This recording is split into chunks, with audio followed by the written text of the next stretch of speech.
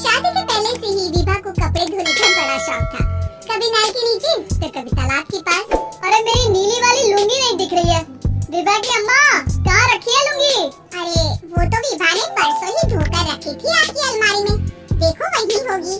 वो ना मैंने आज धो दी, मुझे लगा कि गंदी हो गई होगी। अरे कैसे गंदी हो गई थी? उसे तो मैंने पहना भी नहीं। हे भगवान, इस लड़की के कपड़े धोने की आदत से परेशान हो गया हूँ मैं। जितना तो घर में राशन नहीं आता उससे कहीं ज्यादा डिटर्जेंट पाउडर का खर्चा है। इसकी शादी करवा दो, शादी जाए अपने घर में ही करे काम, फिर चाहे घर के कपड़े धोने हो या पूरे गांव के। हाँ ठीक बोल रही हूँ, देखता हूँ मैं कोई लड़का। वो दिन भी आ जाता है जब विभा को देखने लड़के वाले आ जाते हैं। लड़की मुझे अच्छी लगी। होने वाली सास कहती है, बेटी अगर कुछ पूछना है तो पूछ लो।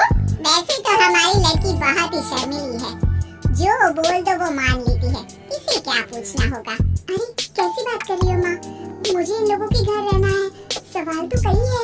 हाँ हाँ बेटा पूछ लो ना, क्या पूछना है।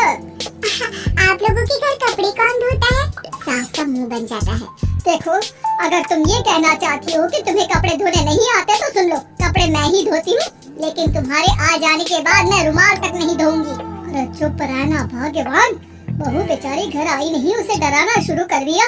वो क्या है ना बिटिया, अभी तक तो ये कल्लू की माँ ही धोती थी, लेकिन अब तुम्हारे पापा तो दहेज में वॉशिंग मशीन देंगे ही। तभी विभा की माँ बोल पड़ती है, सवाल भी पूछा तो क्या, वैसे भाई साहब मशीन की तो फिर भी कपड़े धोने की कैपेसिटी होती है। मतलब जो बिटिया दे रहे हैं ना विभा, इसे कपड़े धोने का बहुत शौक है। ये आप लोगों की क्या आस पड़ोस गांव मोहल्ले सबके कपड़े धो दे और उफ तक ना करे।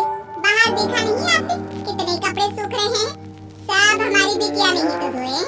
बस भी करो ना माँ, शर्म आ रही इतनी तारीफ सुनकर। और तो और एक दाग निकाल कर दिखाओ तो मान जाओ। हाँ अच्छा माफ करना बेटा, मैंने गलत समझा, हमें तो रिश्ता बहुत पसंद है। और ऐसे जुड़ जाता है रिश्ता कपड़े धोने का शौक रखने वाली विभा का। उसकी शादी हो जाती है कोयला फैक्ट्री में काम करने वाले कल्लू के साथ। शादी के बाद अचानक विभा चिल्लाती हुई सास के पास आती है, सासू माँ, अरे सासू माँ कहाँ है आप? ये तो धोखा है, धोखा दिया आप लोगों ने मुझे।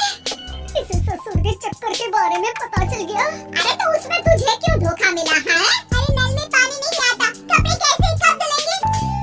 अच्छा तू पानी नहीं आ रहा उसकी बात कर रही है? तो आपने क्या सोचा? कुछ नहीं। अच्छा तेरी माँ ने कहा था कि कपड़े धोने का शौक है, तुझे याद आया मुझे। शौक बोलकर कपड़े धोने वाले मेरे जुनून को कब ना आके सासू माँ, कपड़ा धोना मेरा गुरूर है। तभी पति भी वहाँ आ जाता है। अभी मैंने इसे सनी देओल की फिल्म दिखाई है, उसी के डायलॉग मार रही है माँ। अच्छा सुन, साफ साफ बता रही हूँ, पानी सुबह 4 से 6 और शाम को 10 से 12 आता है, समझी? विभा टाइमिंग सुनकर हैरान हो जाती है। ये क्या भूतों का मोहल्ला है? सुबह 4 बजे उठकर कौन कपड़े धोता है? 4 बजे टंकी में पानी जाता है, फिर सारा दिन धोना ना, किसने मना किया? अरे कैसी बात कर रही है? 200 लीटर की टंकी में कितने कपड़े धो लूंगी मैं? सुबह ही उठ जाऊंगी मैं। अब क्या था, विभा सुबह 4 से लेकर रात के 12 बजे तक कपड़े ही धोती रहती।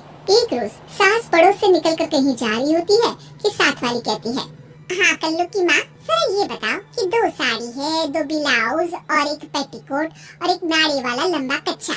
हाँ तो? अरे तो क्या कितना लोगी धुलाई ये बताओ। 2 बन दिख रहे हैं हम क्या? हमारे पति सरकारी नौकरी से अभी रिटायर हुए हैं और बेटा सुपरवाइजर है कोयला फैक्ट्री में। 2 बन समझ रखा है हमें। हाय रे कल्लू की अम्मा, माफ कर दो, वो तो मोहल्ले में यही सब बता रहे थे कि तुमने बहू को कपड़ा धुलवाने के काम में लगा दिया है। सास को पड़ोसन की बात सुनकर गुस्सा आ जाता है। वो घर पहुंचती है जहां घर के बाहर ही इतने सारे कपड़े सूख रहे होते हैं जितने कि किसी धोबन के घर पर। अरे ओ कल्लू की दुल्हन, बाहर निकल।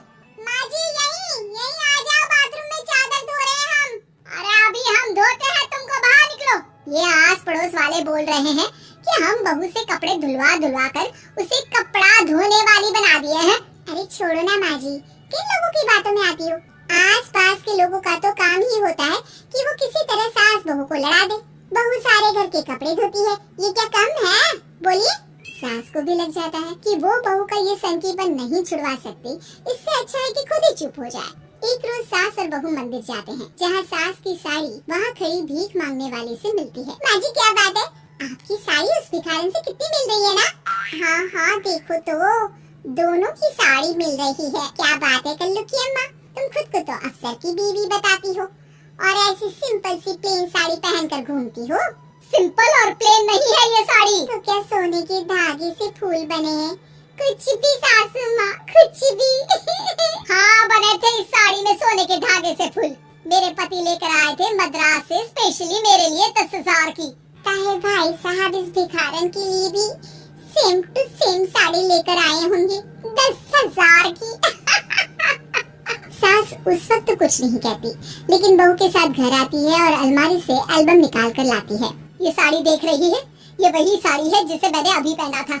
इस साड़ी में ये जो चमकदार फूल दिख रहे हैं ना, ये सोने के धागों से काढ़े गए हैं। लेकिन तू लोकल वॉशिंग मशीन ब्रश से घिस घिस कर सारे फूलों को निकाल कर साड़ी प्लेन कर दी। मुझे माफ कर दीजिए सासू माँ। और तो और जब मैंने तुझे तेरी गलती के लिए कुछ नहीं कहा, लेकिन तूने तो सबके सामने मेरा मजाक ही बना दिया। क्यों? बहू को समझ में आ जाता है कि अब से उसका कपड़े धोना बंद।